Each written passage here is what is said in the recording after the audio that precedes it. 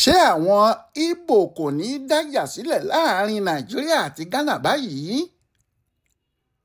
ọ̀rọ̀ àwọn ẹ̀yà Ìgbò tí à ń pè ní Ìgbò ti di ọ̀rọ̀ odúgbọ̀ọ̀rọ̀ bí a fẹ́ ní àárọ̀ yóò rú lálẹ́ tàbí ká ní ọ̀rọ̀ gbogbo kì í ṣe lórí alábàáhùn.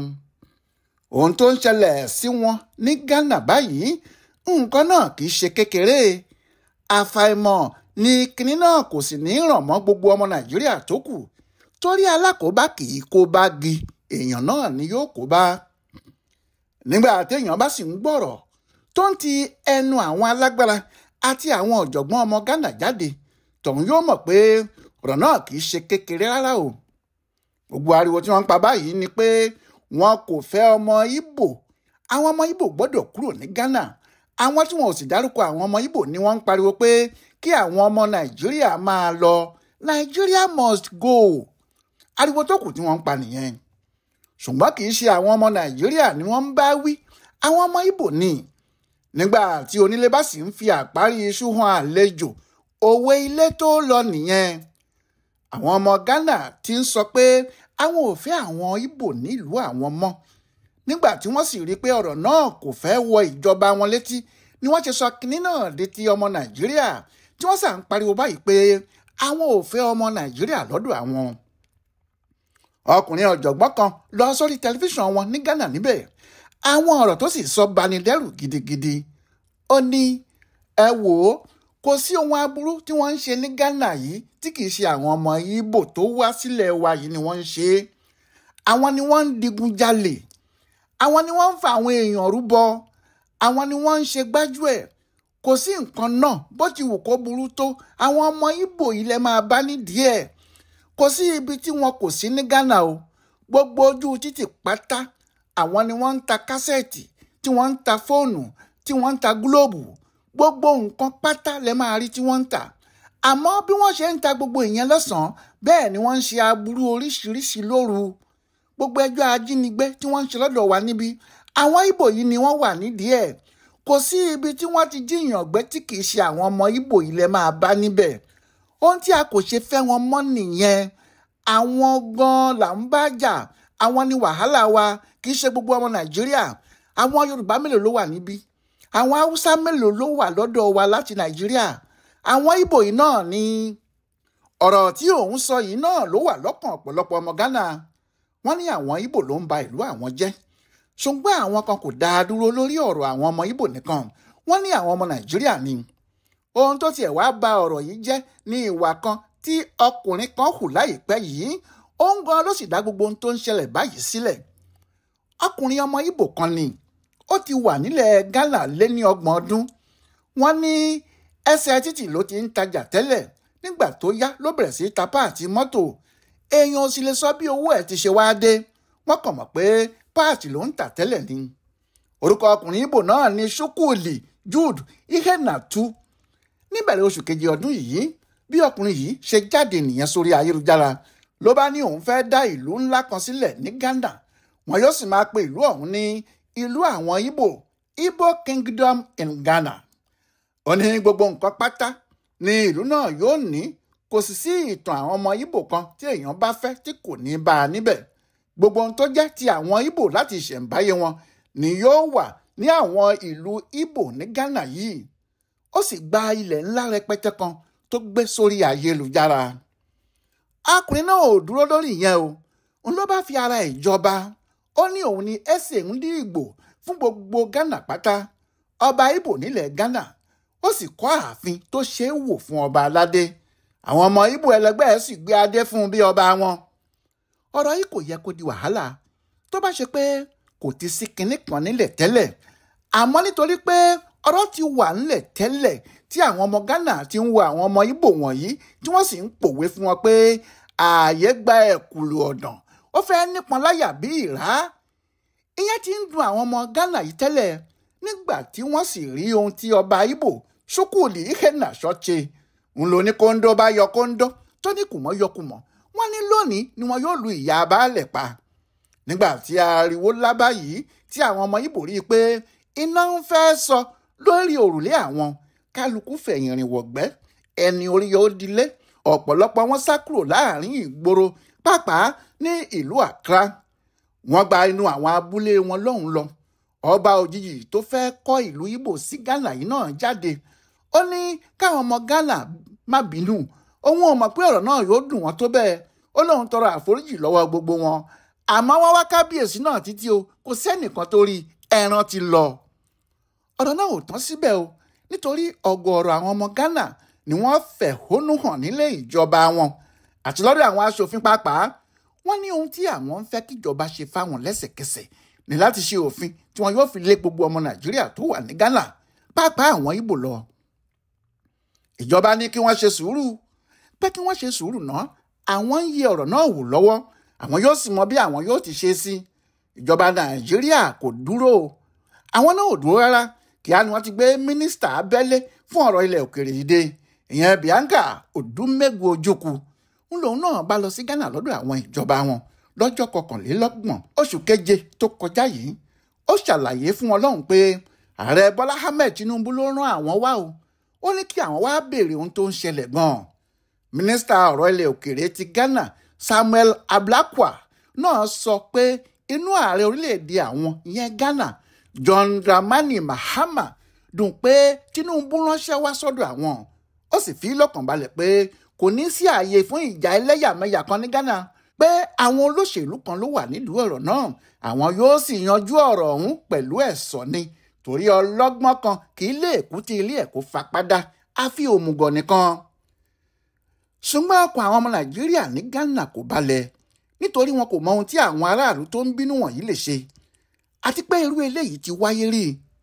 Ọ̀rọ̀ Ghana àti Nàìjíríà kì í ṣe òní rárá o, ó pẹ́ tí ìjà orogún ti wà láàrin wọn. Nígbà tí àwọn òyìnbó kọ́kọ́ bẹ̀rẹ̀ ìjọba wọn ládùúgbò yìí, Ghana ni wọ́n kọ́kọ́ mú, nítorí Ghana lohun gbogbo ti ń wá, torí góòlù tó wà lọ́dọ̀ wọn àti kòkó tí wọ́n tún bẹ̀rẹ̀ sí í gbìn níbẹ̀ nígbà tó yá. Àwọn ni wọ́n dàbí olówó jùlọ àti ọ̀làjú jùlọ ní gbogbo West Africa. Ipò tí wọ́n sì wà nìyẹn kí Nàìjíríà tó dé. Nígbà tí nǹkan dáa fún wọn, àwọn ọmọ Nàìjíríà ya lọ sí orílẹ̀-èdè náà. Àmọ́ kì í ṣe àwọn ọmọ Nàìjíríà bẹ́ẹ̀ náà, àwọn ọmọ Yorùbá ni. Yorùbá ló kọ́kọ́ lọ sí Ghana o, kì í ṣe àwọn Ìgbò yìí rárá. Láàárín ọdún 1950 sí 1960, àwọn Yorùbá tó wà ní Ghana fẹ́rẹ̀ tó 200,000. Bí okòwò ṣe ń lọ sí tó ń gbèrú sí ní Ghana, bẹ́ẹ̀ làwọn Yorùbá yìí náà ń lọ, tí wọ́n sì ń ṣiṣẹ́ ajé wọn, tí wọ́n sì ń lówó. Wọ́n lówó lọ́wọ́ ju àwọn ọmọ onílùú gan lọ. Ọ̀pọ̀ ọmọ onílùú ló sì jẹ́ pé ilé àwọn ọmọ Yorùbá tí wọ́n rẹ́ǹtì làwọn fúnra wọn ń gbé. Ọ̀pọ̀ ọmọ Yorùbá yìí kò rántí ilé mọ́ o. Ghana ni wọ́n kó gbogbo ayé wọn sí. Àwọn Yorùbá sì rí ṣe ju àwọn ọmọ Ghana fúnra wọn lọ. Ibi tí wàhálà ti dé nìyẹn. Àwọn ọmọ Ghana bẹ̀rẹ̀ sí bínú. Owú jíjẹ sì hàn ní gbogbo ara àti ojú wọn. Wọ́n ń bínú àwọn ọmọ Yorùbá yìí. Ohun tí yóò wá ya àwọn èèyàn lẹ́nu jù ni pé ẹjọ́ táwọn ọmọ Ghana ń rò nígbà náà, irú ẹjọ́ náà gan-an ni wọ́n tún ń rò báyìí. Wọ́n rojọ́ pé àwọn ọmọ Nàìjíríà ni kò jẹ́ kí àwọn ọmọ tàwọn rí iṣẹ́ ṣe, pé àwọn ọmọ Yorùbá yìí ẹgbẹ́ awo ni wọ́n ń ṣe, wọn kì í jẹ́ kí ẹlòmíì tí kì í bá ti ṣe Yorùbá rí àárín wọn. Wọ́n ní àwọn Yorùbá yìí ni wọ́n wà nídìí ìwà ọ̀daràn gbogbo, àti pé gbogbo ohun tó ń ṣẹlẹ̀ tí kò dáa ló jẹ́ láti ọwọ́ àwọn Yorùbá ọmọ Nàìjíríà yìí ló ti ń wá. Wọ́n ti kọ́kọ́ ń fa ọ̀rọ̀ náà, tí wọ́n sọ fáwọn ìjọba wọn pé kí wọ́n mọ bí wọn yóò ti lé àwọn ọmọ Nàìjíríà lọ. Àmọ́ àwọn ìjọba wọ̀nyí ń yẹra fún kinní náà, nítorí wọ́n mọ̀ pé lóòótọ́ àwọn ọmọ Yorùbá yìí ló di ọ̀pọ̀lọpọ̀ ètò ọrọ̀ ajé wọn mú.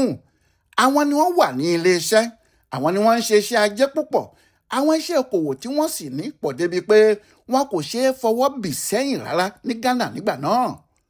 Wọ́n ti ń fa ọ̀rọ̀ yìí lọ síwájú, wọ́n ń fà á lọ sẹ́yìn, àfi nígbà tí olórí ìjọba tuntun kan dé sí ilẹ̀ Ghana ní ọjọ́ 2 oṣù kẹrin April 2, 1969. Akwasi Afrifa lórúkọ olórí ìjọba náà. Ọkùnrin yìí ló ṣe òfin líle kan lọ́jọ́ 18 oṣù kọkànlá November 18, 1969.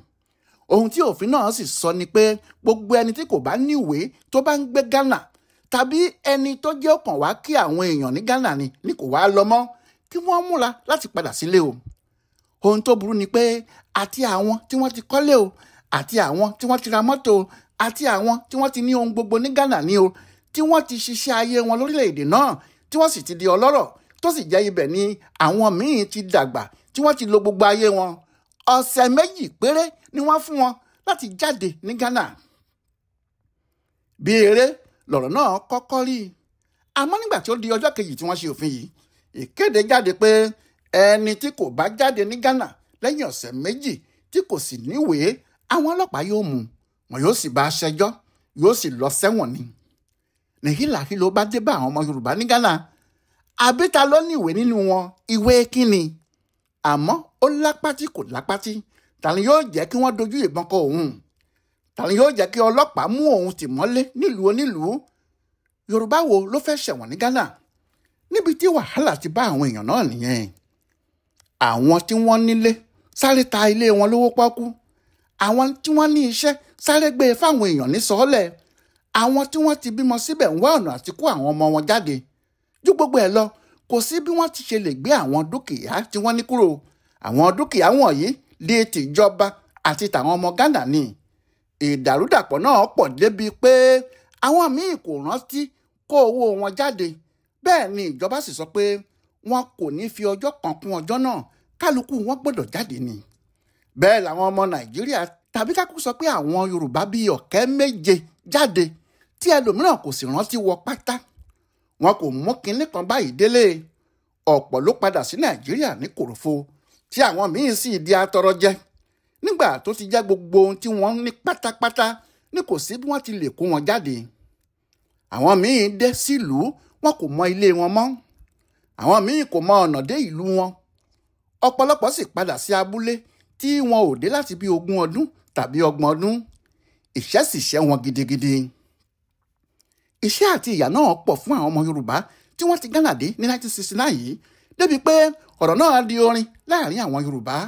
Wọ́n á sì máa kọrin nígbà náà pé kí ni wọ́n jẹ gbàgbé ilé mi, kí ni wọ́n jẹ gbàgbé ilé mi, èrò Ghana ti kọ́ mi lọ́gbọ́n, kí ni wọ́n jẹ gbàgbé ilé mi. Àwọn ẹlẹ́sìn Kìrìsìtẹ́nì yí kinní náà padà, wọ́n ń pé Jésù má jẹ́ n gbàgbé ilé mi, Jésù má jẹ́ n gbàgbé ilé mi, èrò Ghana ti kọ́ mi lọ́gbọ́n, Jésù má jẹ́ n gbàgbé ilé mi. Ọ̀rọ̀ náà le gidigidi fún àwọn èrò Ghana. Ẹni tó bá ṣojú ẹ̀ ló lè sọ. Àmọ́ Ọlọ́run yìí, Ọlọ́run ẹ̀dẹ́ ni o. Nítorí ní 1969 ni wọ́n lé àwọn Yorùbá àti ọmọ Nàìjíríà tó kù ní Ghana yìí. Àmọ́ nígbà tí yóò fi di ọdún 1972, epo bẹntiróòlù ní Nàìjíríà di àgbọ̀n ọ̀gbẹ. Ó ní owó tá a wí yìí bá ya wọlé fún Nàìjíríà. Ní gbogbo àwọn ọmọ Nàìjíríà àti àwọn tí wọ́n lé ní Ghana yìí bá bẹ̀rẹ̀ sí rí ṣe. Owó náà pọ̀ jù débi tí Nàìjíríà ń yá Ghana lówó tí wọ́n sì ń fún wọn ní nǹkan oríṣiríṣi. Ní gbogbo àsìkò náà sì rèé, nǹkan bẹ̀rẹ̀ sí bàjẹ́ fún wọn ní Ghana. Ó bàjẹ́ débi pé àwọn ọmọ tiwọn náà bẹ̀rẹ̀ sí sá wá sí Nàìjíríà. Gbogbo iṣẹ́ tó sì le koko, gbogbo iṣẹ́ ẹ̀gbin pátá nílẹ̀ yìí, àwọn ọmọ Ghana ni wọ́n ń ṣe. Wọ́n rọ́ dé Nàìjíríà débi pé nígbà tí yóò fi di ọdún 1980, àwọn ọmọ Ghana tí wọ́n wà ní Nàìjíríà lé ní mílíọ̀nù kan. Ìṣẹ́ sì ṣẹ́ àwọn náà débi pé ọ̀pọ̀ àwọn ọkùnrin wọn míì ni wọ́n mú àwọn ìyàwó wọn wá láti wá máa fi wọ́n ṣe iṣẹ́ aṣẹ́wó nílẹ̀ yìí kí wọ́n lè máa rí owó fi jẹun. Àmọ́ bí àwọn náà ti ń rọ́ wọlé, bẹ́ẹ̀ ni ọ̀rọ̀ tún bẹ̀rẹ̀ sí jáde ní Nàìjíríà pé àwọn ọmọ Ghana yìí ti pọ̀ jù, wọ́n ń kó bá ọrọ̀ ajé wa ni. Nígbà tó sì di ọjọ́ 17 oṣù kínní January 17, 1983, ìjọba Shehu Shagari ṣòfin pé kí gbogbo ọmọ Ghana máa wá lọ sílé wọn padà o. Àsìkò náà sì ni ayé báàgì ńlá tí wọ́n ń pè ní Ghana must go dé, torí ohun tí àwọn ọmọ Ghana fi ń kó ẹrù wọn padà sílùú wọn nìyẹn. Nídìí èyí, ìjà orógún ti wà láàrin Nàìjíríà àti Ghana yìí ti pẹ́ o. Bí tàsìkò yìí kò sì ṣe ní le jù báyìí lọ, làwọn adarí gbogbo gbọ́dọ̀ múra sí. Bí àjọṣe ò bá sì wọ̀, kí kálukú jókòó sílé bàbá ẹ̀. Ẹni bá sì jáde kó ti mọ̀ pé bí kókó bá ń fẹ́ni lẹ́fẹ̀ẹ́, èèyàn kì í jẹ orí ìmàdò. Bí a bá sì jẹ orí ìmàdò, èèyàn ò gbọ́dọ̀ lọ sí àwùjọ kóńdó. Èèyàn sì tún lè lọ sí àwùjọ kóńdó. Bó bá débẹ̀, ìyá ẹgbẹ́ wọn ni ò gbọ́dọ̀ bú o. Bí a bá dé àwùjọ kóńdó, àámọ̀ wọn ara ẹni ni. Ọláìwọlá alága ló yẹ ọ̀rọ̀ àwọn ọmọ Ìgbò ní orílẹ̀-èdè Ghana yìí wò fún ibùdó àgbáyé fún àṣà àtìṣe Yorùbá World Center nínú ọgbà yunifásitì Ìbàdàn. Ẹ kú afẹ́rẹ́ yìí o.